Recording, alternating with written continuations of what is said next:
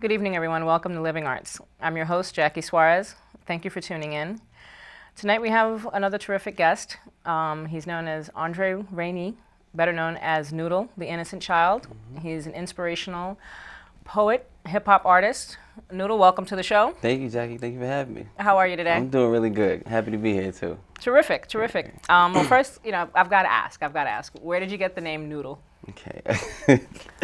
Which is a question everybody asks. Long story short, growing up, young kid, my mother wasn't too creative with names, so she decided to call me Noodle. Where it came from, I don't know yet, but I'll find out. But she started calling me Noodle at a young age, and I was young, I hated it. But I kind of just grew into it. It just kept it. Yeah, it stuck with you? Friends started calling me Noodle. I was like, all right, that's cool. I got you. So you're a Peekskill native, born and raised here in our city. At what point, you mentioned that you traveled to the West Coast. Right, yes. Why don't you tell our audience a little bit about your background, about your family? Yeah, I was born in Peekskill, and my father was in the Air Force, so he took me and my mother to Germany at a young age, at about 3 or 4, and we was there for a few years, and we came back to Peekskill, but he decided he wanted to try something new, because he was originally from California, my father. Okay. So he took us to Vegas, and from there on, it was just, I got to see the other side of the country, and then I would spend a few years in Vegas, and come out to New York for the summertime. Then I would spend a couple years in New York and go back out to Vegas for the summertime, and then back and forth until I graduated high school, and I finally came back to New York and made New York, home again. So do you have any brothers or sisters? I got about 4 younger sisters. Wow, so you're the oldest. Yes. Wow, and they're all girls. Yeah, all big, girls. a lot of all responsibility girls. there. Too much responsibility. Too much. But yeah. So when did you fall in love with kind of spoken word, or when did you get into hip hop? I got into hip hop about that time, age 12. My uncle Troy, he used to rap. They used to call him Tricky T back in the day in high school, and he bought me my first keyboard, and he showed me a little bit about writing rhymes. So he helped me write my first rhyme, and then from there I really got into it. And then a couple years later, my father bought me turntables. So I would buy records and try to scratch them, but a lot of records back then, some of them still today too, CDs, but a lot of records back then, when you bought a single, it had the artist's song, the radio version of it, the acapella, and the instrumental. So to the instrumental, I would start writing my own songs, and then the first time I ever performed was in Peekskill Middle School, my 8th grade dinner dance. Oh, look at that. Yeah, we had this little lime green Old Navy vest with the plaid shirts under it, and the Gap khaki pants and Timberland boots. So yeah, around that time, I think I really got into it more so. Okay, so it's interesting the way you labeled that process, because I've known some other hip hop artists, and the sampling is a big part of what everyone's doing. Right, yeah. So basically, you're picking out a track that you want to put your words to. Yeah, exactly. What you do is you hear a song that you like a lot, and then a lot of the times when you hear a song you like, especially for me, the beat catches you first. Then you want to hear what the people are saying on the beat, whether it's a singer, rapper, rock star, whatever it is. The beat catches you first, usually. And doing that with those beats, to write your own stuff too, it's like, yeah, I could do what he's doing. I could be, I can create my own and make it something that I call mine. So. What's the legality involved in something like that? Is it a problem to let's say if you wanted to sample something from Biggie, like Biggie. Or something? Yeah, for some artists, the process is a little bit harder. Because they're it depends on who owns their record, who owns their copyrights, who owns their publishing and everything. And once you pick a song from, let's say you pick something from the early 70s, a great song that you like, and you want to use just a part of a Led Zeppelin song or something, you have to get in contact with his publishing and see how much they'll charge you for using that sample. Okay. And if you, some people... Well, Led Zeppelin, I mean, mentioning them, I mean, they are not a part of, iTunes. Right. They're not participating in anything like that, so you might want to choose another band. Yeah, you want to go with somebody else. But if you do decide to sample somebody's record, make sure you take care of the, legalities, like she said. You want to get all the information on who owns their publishing, who owns their music rights, and then you take it from there. You get in contact with them, tell them you want to use it, and they'll work out a deal with you, and go from there. No, that's very interesting, and I suppose it'd be, let's say you wanted to create your own music. Has there ever been a circumstance where you had a little band together and you wanted to write something, an original piece? Oh yeah, well, most of the stuff that I have, I work with a producer. I work with producers, I should say, and I try to avoid sampling. You know what I'm saying? Unless, sometimes you hear a sample and it's really, really creative and it sounds really good, so you run with it. But I try to avoid sampling because I think, originality is a great thing when it sounds good. You know, Right. a lot of the artists that we sample from, that was original for them. Right. And they're making new options for us now. Well, now, yeah, we've gotten even to the point where I've heard some stuff on the radio that is sampling something from like Maze or something that wasn't out, that long ago. It's funny. I heard I forgot the name of the group. Started with a P, if I remember correctly. But Jay-Z had a song called "Girls, Girls, Girls," and in the background they were singing, "I'm trying girls out," something like that. And I heard the song one of my cousins was playing Pandora, and that song came on, and I was like, wow, that's crazy. So yeah. Yeah, so it's you never know. You never know. Yeah, no, absolutely. So what have you been up to? You mentioned that, of course, you graduated from the Peekskill school system here. Yeah, and where do you go to college? Well, I'm actually not in college right now. Right now, I'm just doing pursuing a music career. Oh, okay. So, but since then, I've done internships. Dropped my first album, dropped a mixtape, and I went to a lot of open mic shows and talent shows and showcases, and going to the open mic shows, especially in the tri-state area like New York, a lot of artists, they pay, $10, $15 to get in these open mics, and they perform in front of a lot of artists that are doing the same thing they're doing.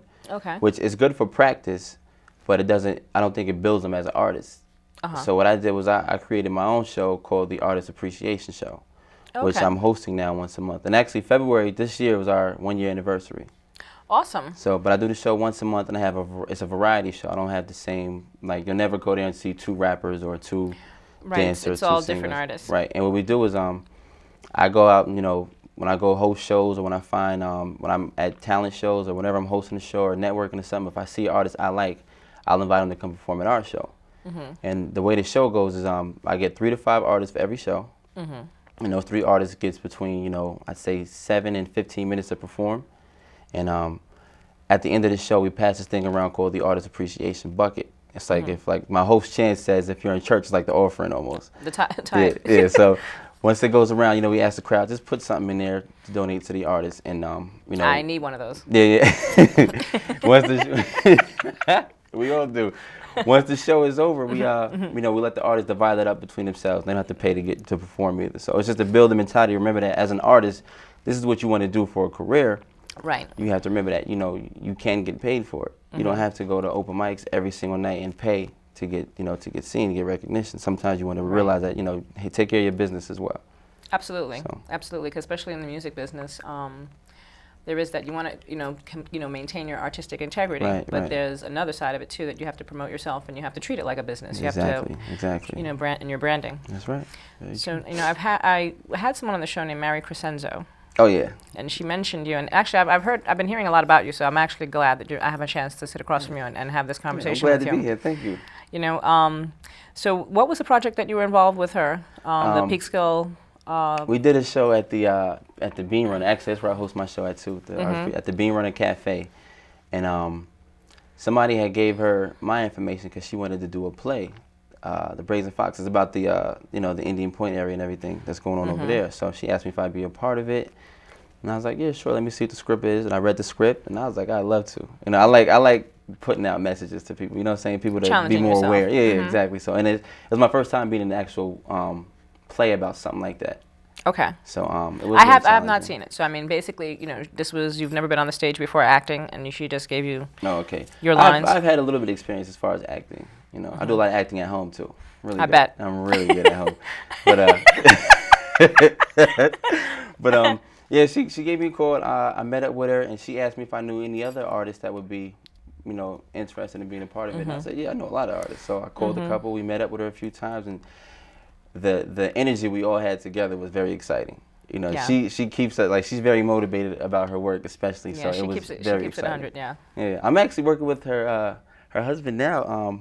Guitar lessons. He's teaching me a little bit about the guitar. So, awesome! You see, that's everybody is kind of doing. They're all doing things, connected. So. The more I speak to people and the more I have interviews and stuff, I realize that they may have known someone else that I interviewed, and somehow they're working on another project, or they're all kind of feeding off of each other artistically. Exactly. It's really cool. Yeah, it's really cool.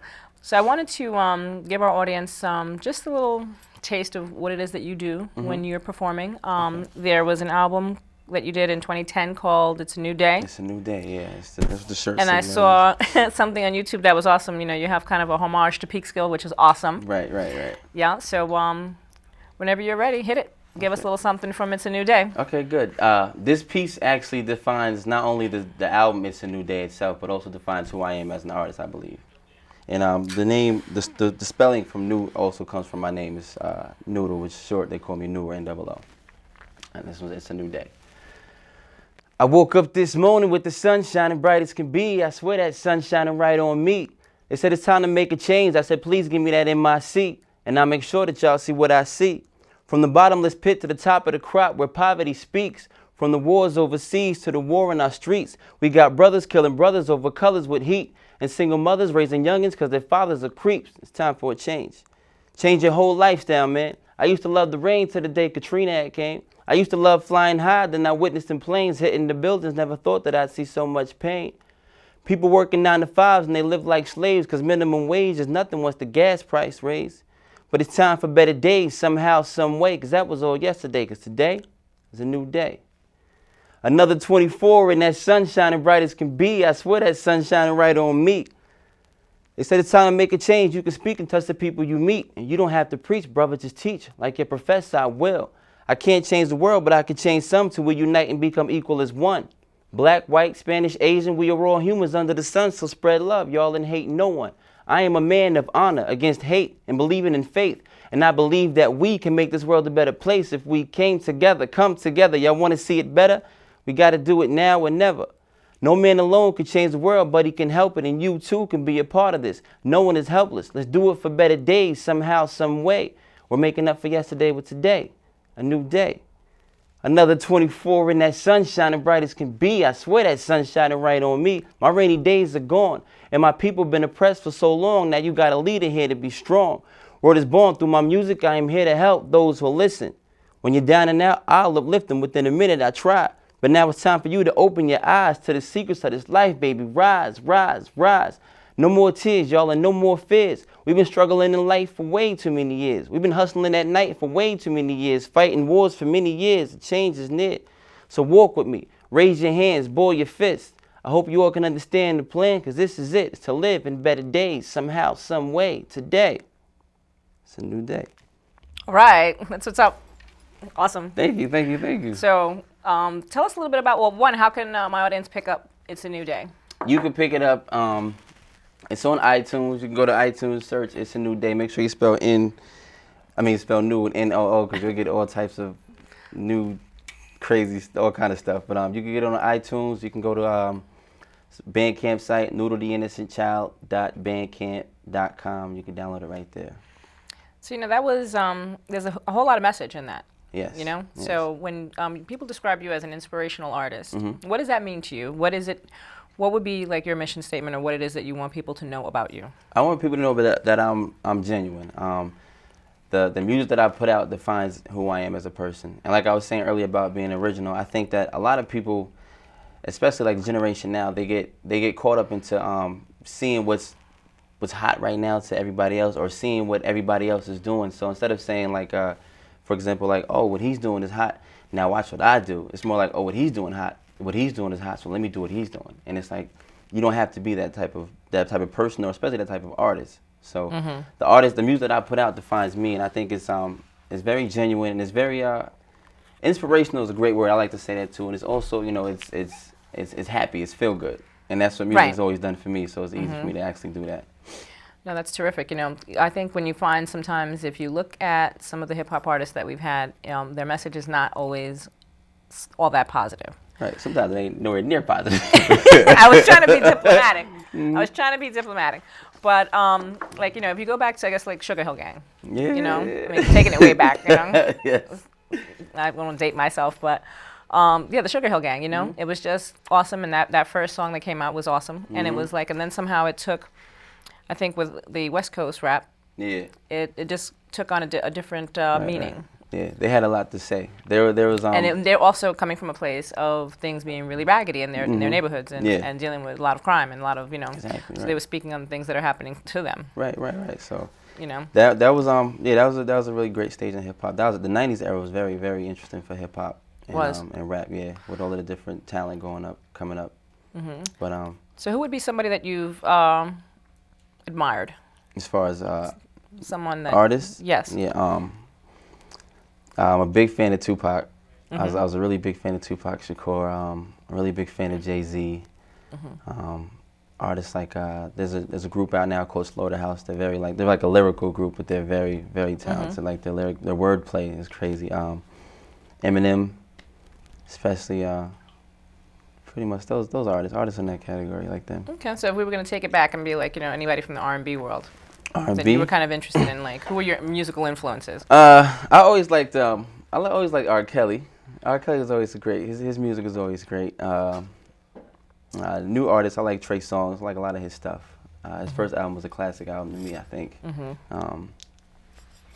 I like a lot of Kings of Leon too. It's like a little bit out Yeah, of I that category. like them too. Yeah, I They're like awesome. Kings of Leon too. So I like a little bit of everything though. Sam Cooke, that Change Gonna Come song. When that song comes on, I just stop everything. Yeah, you have Let it songs go. like that. Yeah. So what's on your agenda now? I know that you're in the studio, so why don't you give our audience an idea of what's happening, who you're working with? All right, yeah. I'm actually working with Blacksmith Beats. These new producers that I'm working with. They're from Poughkeepsie, and they play live instruments, guitar, drums, keyboards, and pretty much anything you could think of. They have somebody that plays it. So we're working on the album now. The next album is going to be titled "Live and Learn," and it's going to be spelled LIVE-N-LEARN.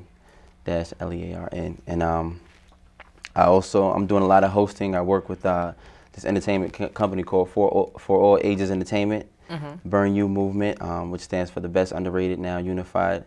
And our mission is to bring bring unity through hip hop culture.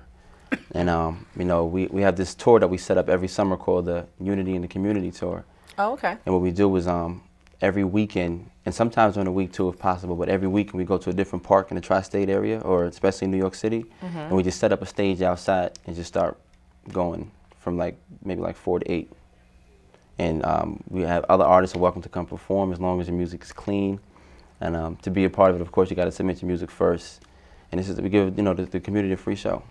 Awesome. So are you going to be, you mentioned you have some performances coming up in the area, so why don't you tell us Yes. about that? This Sunday at the Bean Runner Cafe, 201 South Division Street, right across from the Well, actually, Paramount. this is pre-recorded, so just to warn you, it may not be on prior to that. So Okay, well. let's go a little bit further All into right, yeah, well, if the you future. do miss that, the second Sunday of every month, I host a show at the Bean Runner Cafe called the Artist Appreciation Show. And every month we have a different theme depending on what's going on in the world or what's going on that month. Like March was Women's Appreciation Month. Right. So all of the performers were women. We had a painter / poet, we had a group poet, and we had a singer / dancer that performed at that show. This month is called The Power of the Performance. And the artists that I got for this show, they're all like stage presences, like beyond crazy. Like it's very exciting. So So I guess the April shows would have been about Earth Day or... yeah. Well, no, actually, the April show was The Power of the Performance. Oh, okay. So that was what I was talking about. And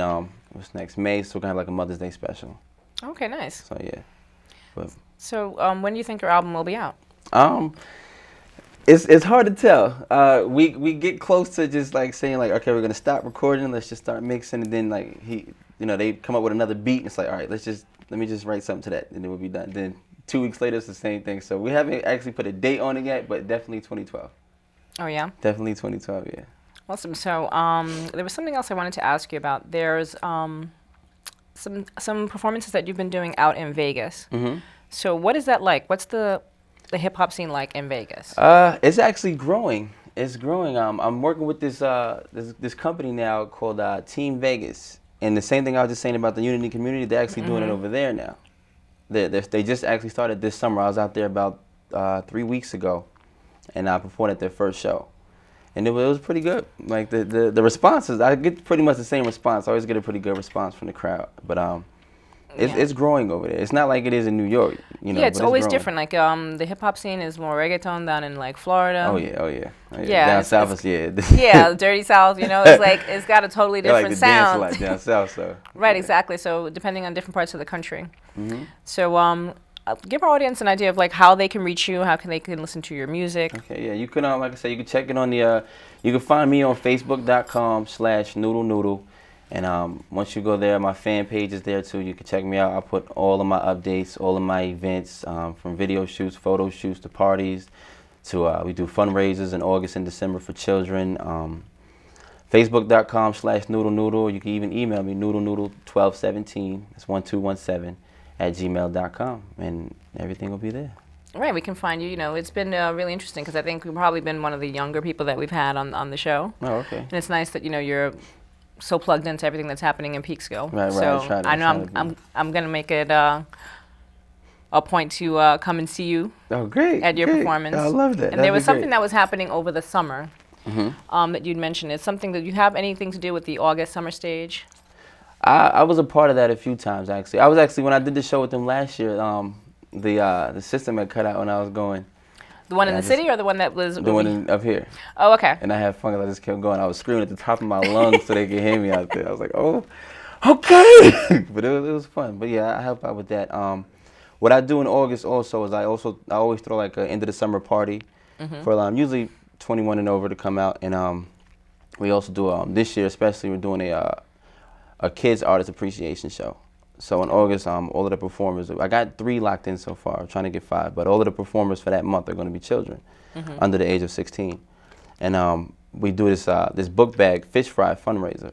And what it is we sell fish sandwiches one Friday all day from like 11 until we run out of fish. And the money goes into buying the kids at the Kylie Center. It's called the Youth Learning Center. It's about, I want to say like between 40 and 48 kids.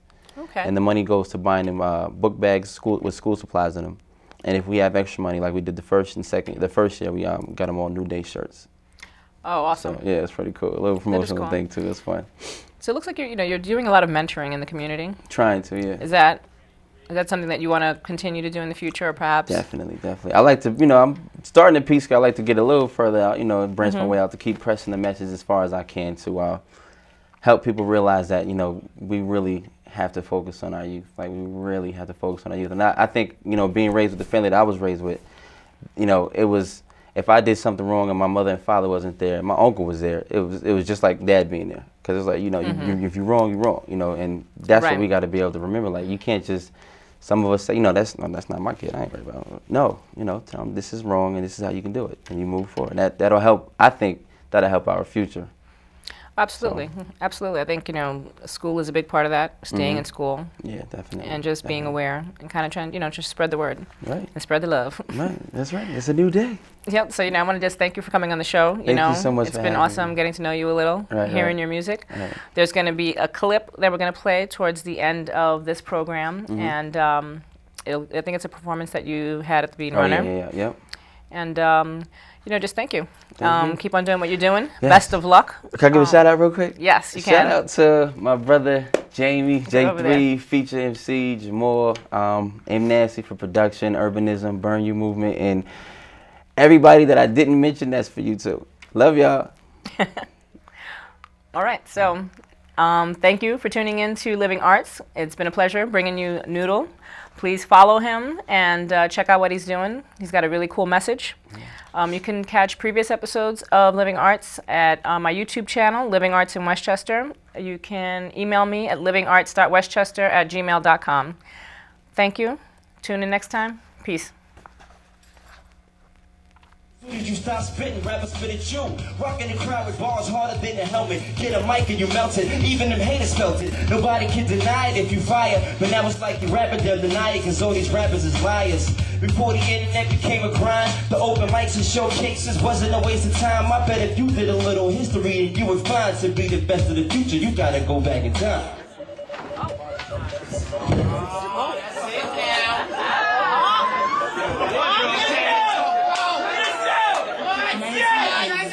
With the wardrobe change. With the wardrobe change.